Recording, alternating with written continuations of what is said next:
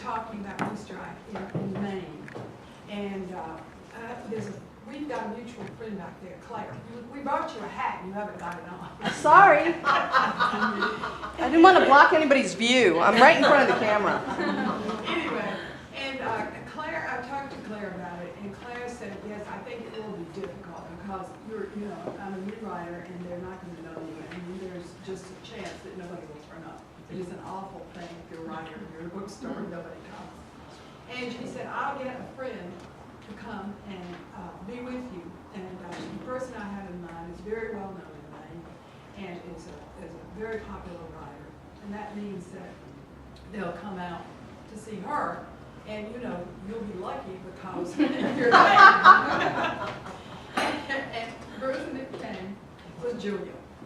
And one day I've heard of this before, and that how good other writers can be to beginners.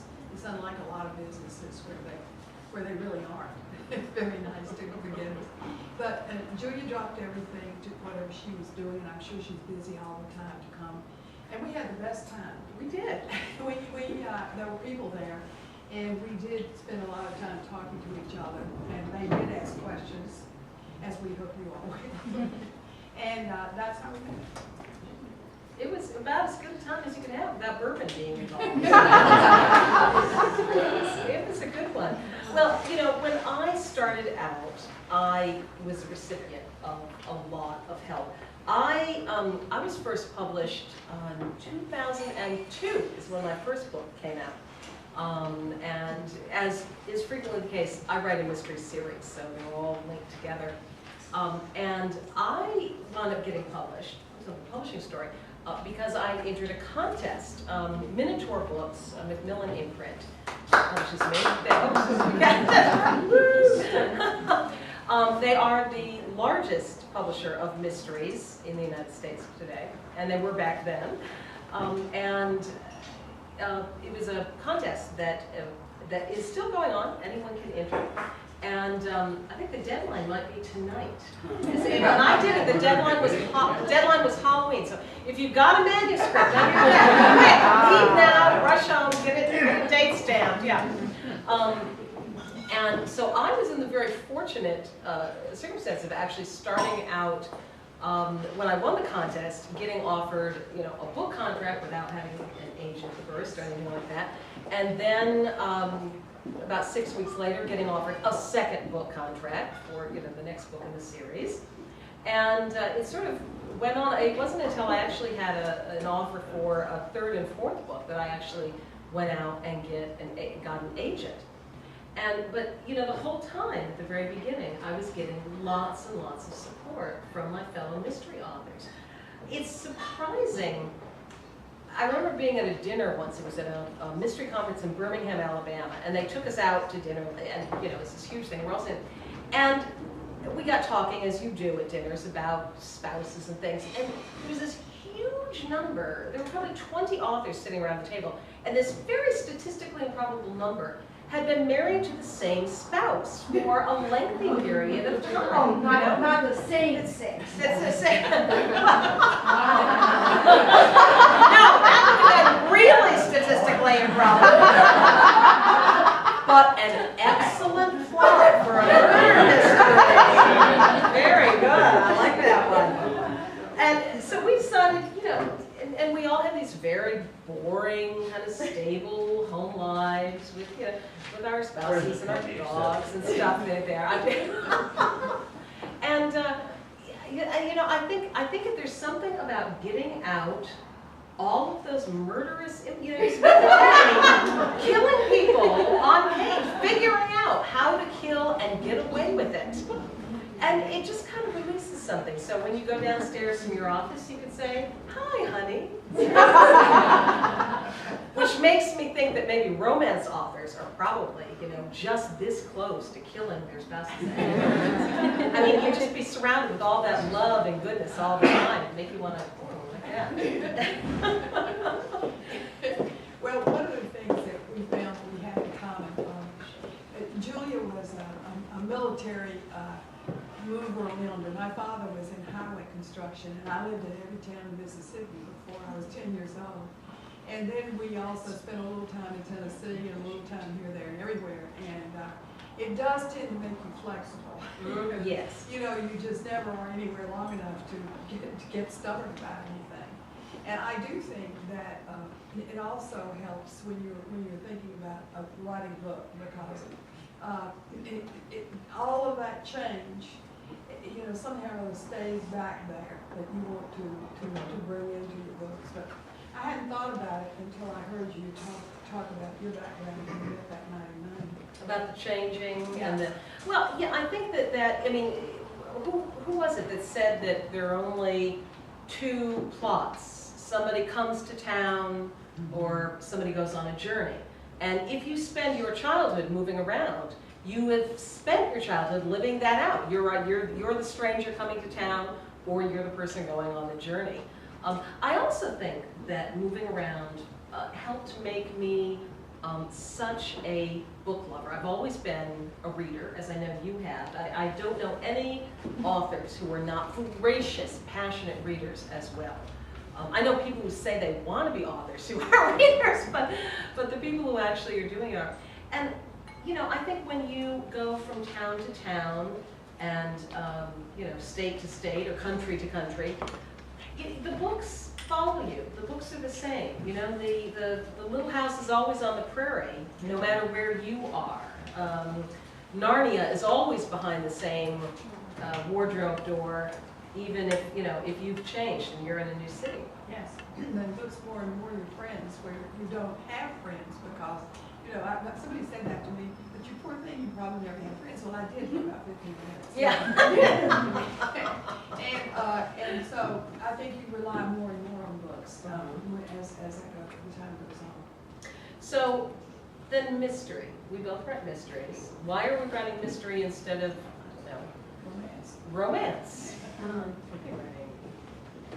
He ripped his shirt open, revealing his gleaming muscular chest. Would you combine the two in one genre? I actually do a lot. There's a lot of romance in my books. I have a very, very strong romantic subplot in my book because I actually like reading a really well-written romance. I like that. And, you know, romance adds a lot of tension. You've got romance in your book as well. There is, of course, when you write a mystery, there's the tension of the mystery. You know, what's going to happen? Is that mysterious guy with the black, you know, place? Is he going to find the you know, the girl? Is he going to kill him? You know, but then you can't always be having people, you know, being menaced by strange, unidentified men. Sometimes other things have to happen. And when you've got a romance going on in your book, that adds another type of tension. So if you're not worried about your heroine being killed, then you can worry about, you know, well, will they? Won't they? You know, when will they? If they do. Well, we talked a little bit about romance in your book and the kind of letters and comments on it, and I thought that was wonderful because I have two young cousins, and one of them is the girl that I grew up with who thought that she would just sit around and wait till her prince came and she would get married, lived happily ever after. And she has found her prince and is it's not working out quite the way she wanted. Meanwhile, her cousin Coleman announces early on in the book that she will never marry, but she's up for flings, and she has some. But you've got a character that's got an ongoing romance that is what? How would you describe it? Very morally ambiguous. Yes. I guess would be the word for it. Because in my books, the heroine, the female protagonist, is the town's brand new Episcopal priest. I am myself a lifelong Episcopalian, what we call cradle Episcopalian, and so Claire Ferguson is the priest, and she meets and strikes up a wonderful friendship with the town's very married chief of police, and it's only really at the end of the first book that she realizes that she, in fact, has fallen for him, and he has fallen for her. Which is actually one of the things I enjoy writing about are people who are kind of unreliable narrators in their own lives. They don't realize what's happening around them until it smacks them in the face. which may be a little bit self-referential for me. Please note that she said it was only at the end of the first book that this happened. Now, we're talking 8 books later. You know, or 7 books later. Yeah, yeah. And so the romance, this romance ripens and moves on, correct?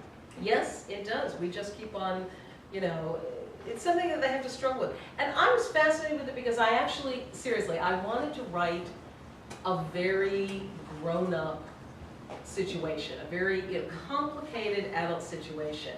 You know, I've been married, happily married, I think, for 26 years. But you know, you don't die, your eyes don't fall out when you're married. You notice other people. Oh, he's very attractive, or, you know, I really enjoy her company. So, you know, what happens in this case where a couple accidentally, emotionally go over that line, and they don't want to move the goalposts, but you know, they have these feelings for each other. And how do they deal with that? And how do they balance their commitments and, you know, the things that they have made promises to with their own feelings? Which sounds like an odd kind of thing that you know, to accompany murders, you know, bludgeonings, arson, people being blown up, all of which have happened in my books. But you know, I really believe that crime fiction provides the broadest canvas for literature today. I think people writing in crime fiction are writing about human relationships and social issues and really important things going on with class and with economy and with, you know, with where the country is, in a way that a lot of other types of literature are touching on. It's just we try and make it interesting because there are dead bodies in it, so you keep on reading. Were you a mystery reader? Was that? Yes, I was always a mystery reader, and I was fascinated by how they did it. You know, Agatha Christie in particular is a person who just took you to twist you and turned you and all of that, and I was always fascinated by that. And thought someday that I would try to do this, and I got kind of trapped because I could actually get published nonfiction, and nobody was particularly interested in having me write a novel, including a number of my friends. And I will tell you that I was taken out to lunch by 2 very well-known female writers to say to me, we were here to try to get you not to write fiction. And I was kind of dumbfounded. They were fiction writers, kind of famous, one of them anyway. And I said, well, why not? And they said, because you've got a good life, and this is not going to be good. And one of them, I'll say who it was because she would certainly say it again, Susan Cheever. She said, you know what it is? It's like you have a baby, and you think this is the cutest, smartest, most wonderful baby there ever was, and then you put it out there, and everybody starts telling you how stupid and ugly you're. She said, you really feel terrible. And I said, you know what, I ran for office in New York City, nothing makes me feel terrible.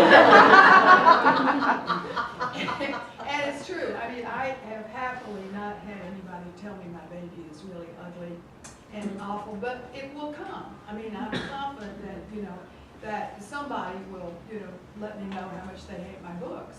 I've had a lot of people tell me they hate my covers. Everywhere I go, people tell me they hate my covers. So, you know what? There are actually some famous, horrible covers where authors have gone. Probably the most famous in the mystery world is Harlan Coben. Do any of you read Harlan Coben? What is this? Well, he's infamous for having, for his very first Myron Bolitar series books. Myron Bolitar is a sports agent, and he wrote a lot of this before he started doing his, you know, suburban dad is threatened thrillers. And he has this book that everybody calls the Bloody Balls cover. Because the cover of his book is literally a bunch of different types of sports balls, soccer ball, baseball, basketball, with blood poured over them. And this was the cover of his first book. It is, you know, and, you know, and it's not even like a photograph. It's a bad cartoon of bloody balls. The least appealing cover, you know, the sort of thing that people would like actively avoid going near. And he managed to go back and be, you know, international bestseller from that. So you can recover. You know, I guess it's like that thing that it runs in sex writing of the year. Yeah. And they'll just take you apart, somebody who, you know, what they quoted and how horrible it was. And you think that person will go away and sneak and never try again, and they're back next year. So I guess you just have to have a very thick skin no matter what you're writing. I think there are people who, you know, I mean, honestly, I think if I got, say, an award for, you know, bad sex writing, I have a strong feeling that my publisher would say, it's an award, we're going to put it on. People will pick it up, let's go with it. Is your publisher here? I don't know. Publisher here, I don't see you, no. Should we do some questions before we really start going into the whole sex writing? Which we could denigrate to, yes. I want to say that I'm not really normally a reader of mysteries, but my Episcopal priest said, well, I know this writing that everybody liked, and she wrote this whole series, and she was telling me a little bit about it, and I said, well, give me the first one, and I'll give it a try. And so I read the first one, and I was like totally hooked, and so long and short of it was I went through all 7 of them in relatively short order, and I truly enjoyed seeing your literary craft grow in each novel. And what was particularly interesting to me was that in the last one, it was like the backstory about the impact of the war on people who came back was so interesting on a human level that when it went to plot stuff, I was saying, oh no, it's plot stuff. You know? So it was almost like this thing was threatening to step out of the mystery genre. And I was just wondering, you know, what thoughts you have about that? It's like, you know, sometimes I describe myself at this point as writing novels with mysteries in them. Because I think people want a really good novel. They want really good characters that they can identify with. They want something that's sort of meaty and juicy. The thing about crime, having a mystery of crime in your novel, is it just ramps up the stakes. It makes it that much more important. It's that, you know, murder is the ultimate breaking the social contract. And, you know, it tears apart the social fabric. And so it has that sort of importance that gives extra gravity to everything going on. So, plus, I can't seem to write without dead bodies showing up. So I think I will definitely be continuing in that vein.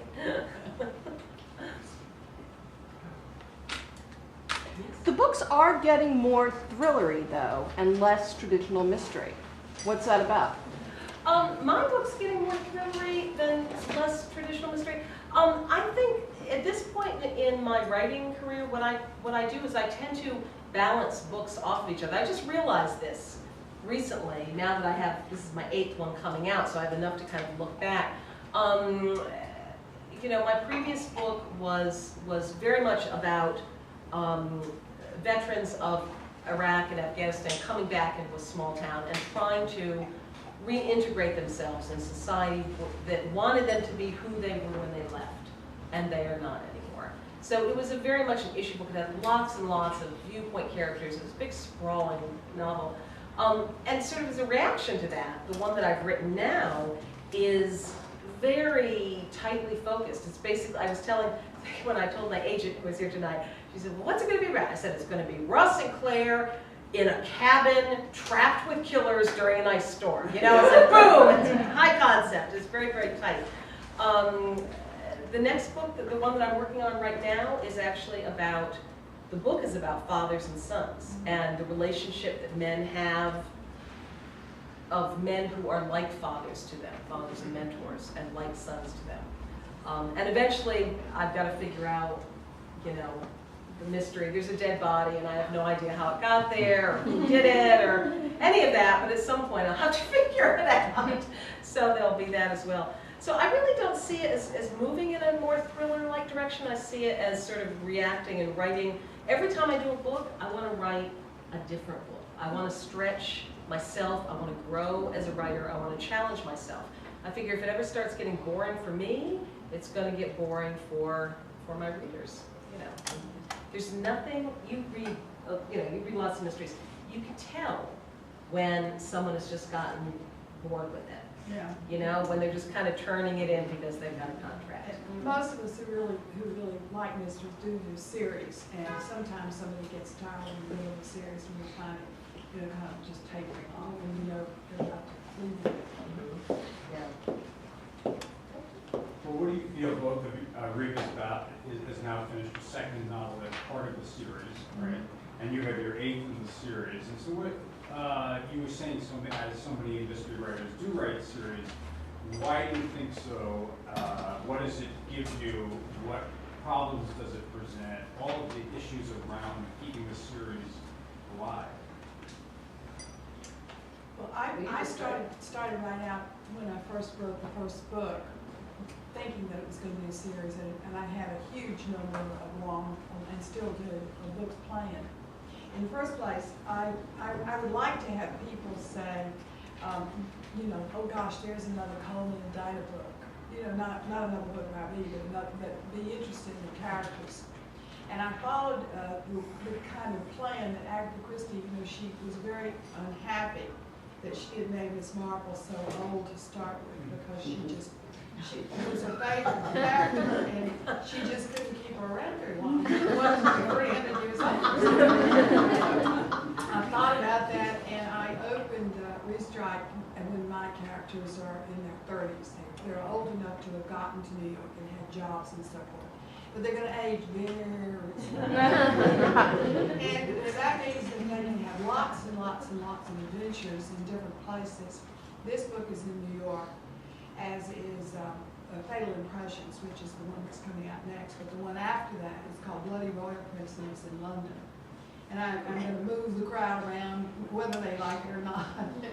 And that gives me the scope to keep writing.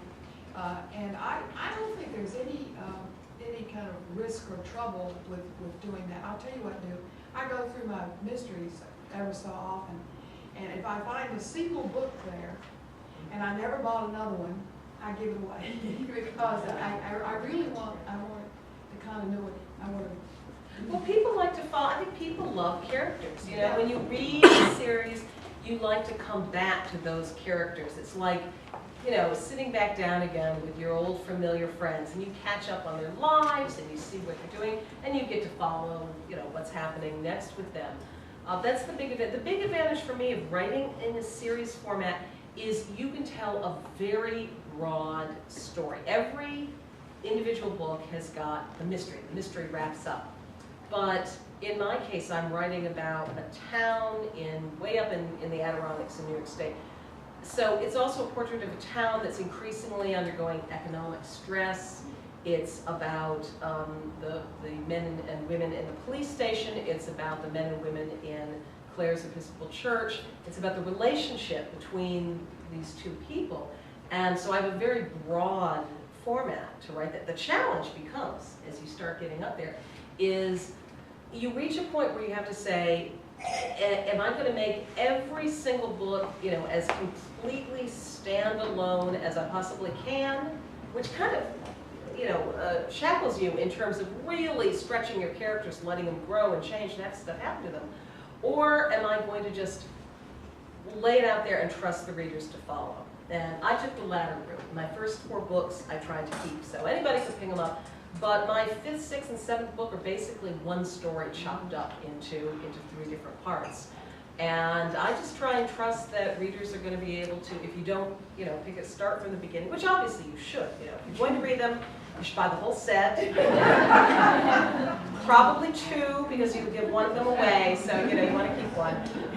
But if you're foolish and you don't do it that way, then I put a lot of faith in readers. I think that you're smart enough to be able to pick up the ideas that are going on Because that's another thing that I want to avoid is the, as you know, Bob, Right. exposition. You know, as you know, Bob, when your wife was killed by a gangster and you descended into alcoholism, you know, and then later was rescued by the love of a fine blonde, co-ed from Hunter College. I want to get. You've read, everybody's read books that has those statements. Like, really? You know? Yeah, and the other one is where you've got all the way through the book, and it's 5 pages from the end, and suddenly you realize that you haven't any idea what the book was about, and somebody tells you for the last 5 pages. It's called the Orient Express Experience. That film. That's the way that was it, and you still run into those kinds of books. Yeah. I do what I do. The last page of Three Strike goes right to the first page of the next book.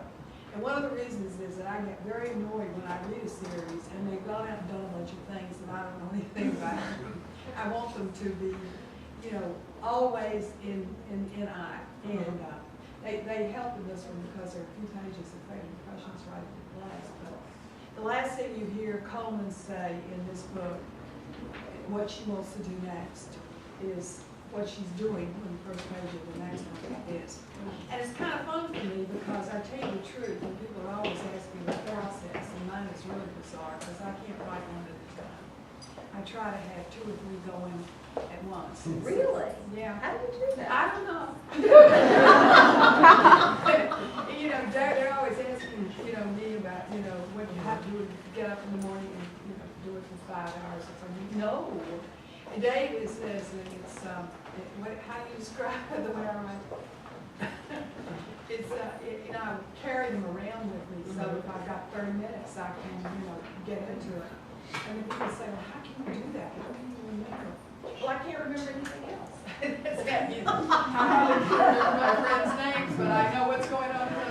There are, the thing is that a lot of times people who are prospective writers who want to be writers, they'll come and say, because they want to know what's the way, what is the Tao of writing, how can and I really like the best quote that I like is from an author that I like very, very much, Jennifer Cruzy, who I've been a huge fan of for forever. And she also teaches writing at a sort of a master's level.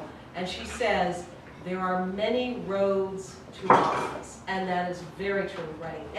When you know a lot of writing, everybody has a different, way of doing it. There are people who can outline everything. They do, just like you did when you were in school, and you do A and 1 and a little 1, and and people who do that.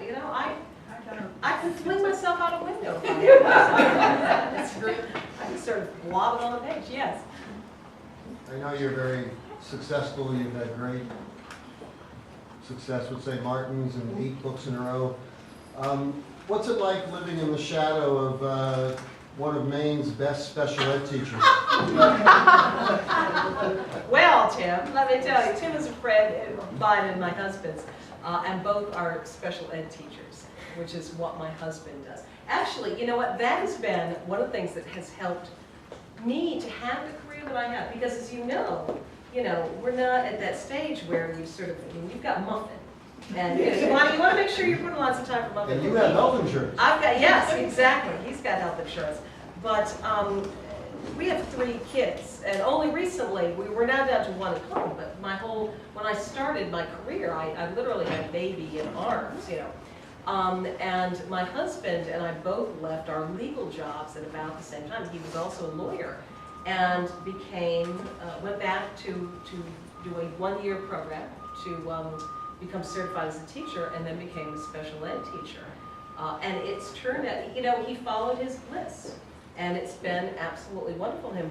But it turned out to be the perfect thing, because as you know, when you become an author, you wind up doing a lot of this stuff. There's all this traveling and talking with people and stuff, which is fun, but very difficult to do if you've got children at home and there's nobody to look out for them. So it was the perfect timing. It was the perfect timing. He's just going to keep on working until we both qualify for Medicare or something, and then we'll be good. My wife agrees with you. Every professional author should have a spouse who can provide, the health insurance. Also, how do you feel about, you alluded to this before for both of you, that when you walk into a bookstore or a library, there's a literature section. And then there's us. And you kind of alluded to that. It's a little offensive. I understand the whole marketing thing, but we're touching upon human emotions and what normal people go through. Yeah. We happen to have dead bodies, where maybe Tom Perrotta does not, but he's in literature and we're not. I don't What do you read think of literature, the so book? I don't care. Did that in all those schools I went to. You're Have good fun. with that? The hell with them. If they don't like. I like books that have a beginning and a center and an end. Yeah. And literary fiction doesn't. Some of it does. I mean, I've read some things that were pretty, but you know what I found really frustrating is reading literary fiction where you could just see the authors getting really close to genre, but then they back off. You know what drove me nuts? Snow Falling on Cedars. Beautiful book. But it was like, it could have been such a great mystery. And every time you got close to it being a mystery, it'd be like, oh my God, I'm getting close to a mystery. I better back off. It's like, God damn it, just, make something happen there. So I find that very frustrating. I like books where things happen. I will console myself for my lack of literary respectability by the fact that mysteries are the #2 best-selling type of book in the country. After romance. So, it's sort of, you have to buck up with the not being respectable, but you get massive book sales instead. So, whatever. Yes. I say to you that if all the crime fiction writers moved to Germany and France, they'd be very well respected, as you know, that they do not make, it's really this country that makes the division so clear. And what I always say to people when they say they don't read crime fiction, I say, oh, so you've never read An American Tragedy or Lolita or Crime and Punishment. Joyce Carol Oates was here and said, there's no book written without transgression or crime. I agree with that statement. I think if you look in almost every sort of fiction, there is a mystery somewhere at the center of it. And it's not necessarily, somebody whose body is floating, in the canal. But there is a mystery, something that needs to be discovered and uncovered and brought to light. And that's what we do. Brilliantly, of course. Yes. You mentioned earlier that when you were first starting your career, you received a lot of help from fellow writers. Is it your feeling that genre of fiction is more able to be more welcoming and generous in a way that literary fiction is not? Well, not really running in literary circles, I couldn't accurately reflect what it's like. I can say that being a part of the mystery community is wonderful.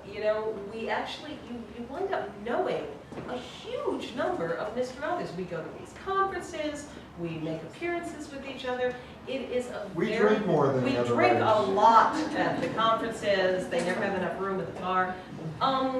It's very open and welcome. When I was starting out, I had wonderful authors blurb my books. I had people who would come out to do events with me, so I wasn't sitting there with, nobody except the bookstore owner and her mother, which happens.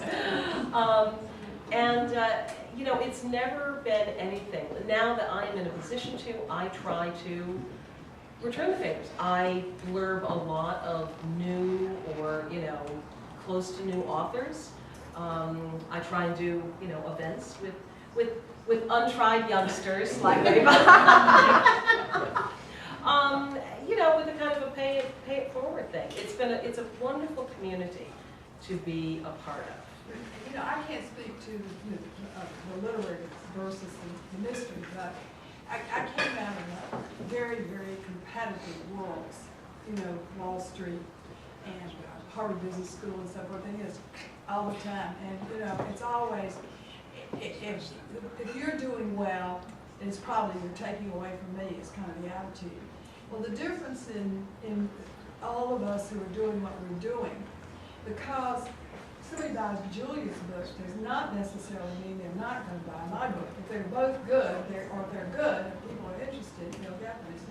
It's not competition. And there is a huge amount of kindness and, I've talked about it today, but it's really quite startling if you came out of the kind of background that I have, to find how nice people are in this mystery world.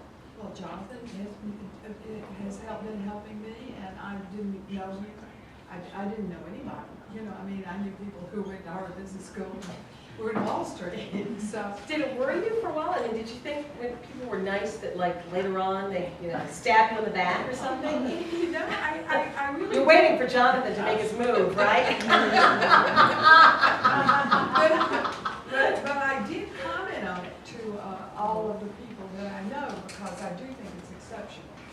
That there are just not very many kinds of worlds that you can be in, where you're treated as well as this.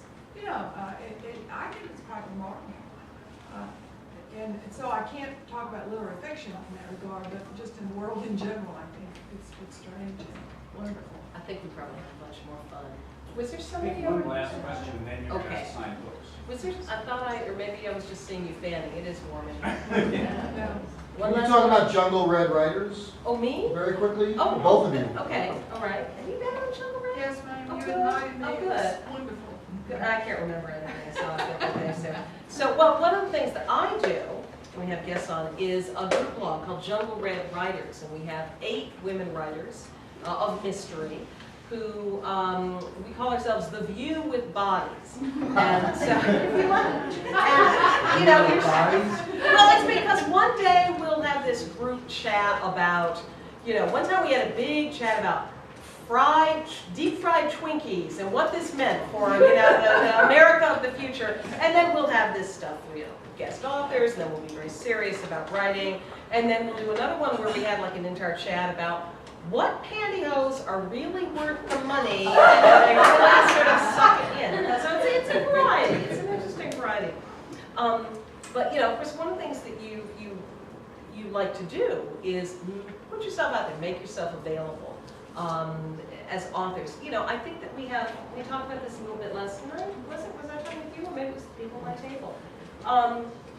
People, when we were growing up, and some of you were too young to remember this, but some of you were my age, you didn't know anything about authors except what you read in the back, the little back flap of the book. But that's not true nowadays. And people want to find out about their favorite authors. They want to be connected. They want to talk with their favorite authors, or leave Facebook things. And I think that's one of the things that's driving social media. What do you have? I mean, I'm on Facebook. I've got a blog. I've got Jungle Red Writers. What do you do? Social media? I do that, but what I'm always more, is the wonderful ways that you now have access to writers. And I'll just tell you one quickly that happened here. Stephen King was recently here. It was because he doesn't normally do this kind of thing, but it had to do with a charity, and as a charity that interested us too, so we got to see him. And I should say that when they announced that he was going to be here, they put the tickets up for sale on the internet, and I think it was in 8 minutes it sold out. And because there are a lot of people really care about him, and also he is so rarely available. And the reason he's so rarely available is he's had a lot of problems with stalkers and so forth. And so I asked if why not get a larger auditorium if there were that many people, and he wouldn't do it. And it was pretty wonderful because he brought one of his sons and he was fabulous and so forth. But the best time was right after. And we got a few minutes to talk to him. And he asked me if I had read that story. It was about the King family. It was in the New York Times. It was this long thing. That's a great story. And it just was really on and on and on. And I said, yes. And he said, well, what did you think? And I said, I thought it was sounded kind of like the Waltons. He said, yes, but in a haunted house. And I immediately fell in love with him because quick. And he said a few other things that I would treasure, having had this experience with him, because this is one of the masters of the genre, and he was so clever and so funny. Somebody asked him why at all times he did the sequel, which he's just written. It's called Dr. Sleep. Yes, the sequel to The Shining. And he said he went all the way through all of his books and looked for a character that he really cared what had become of them and what they were doing now. And he decided that the only one that he really cared about finding out what he was doing now was the boy in the Shining. And so that's why he wrote the book. And this is just a charming thing to say. And then to top it all off, and I'm not a person that people do this, he hugged me. And he said today, this is an incredible moment in my life, and I don't even have it on camera. But, you know, only in the world that we live in now can you have that kind of experience, meeting, you know, a writer like that, and having him state things like, you know, that. It's just wonderful. When I was growing up in a really hick town in North Carolina, and I dreamed that there was a world like this. And lo and behold, I'm in it. And you can blog it, Facebook it, tweet it too. So. Or you can have a friend tweet us. You could, like Jonathan tweeted us. Tweeted us for last night. Yeah. Thank you very much.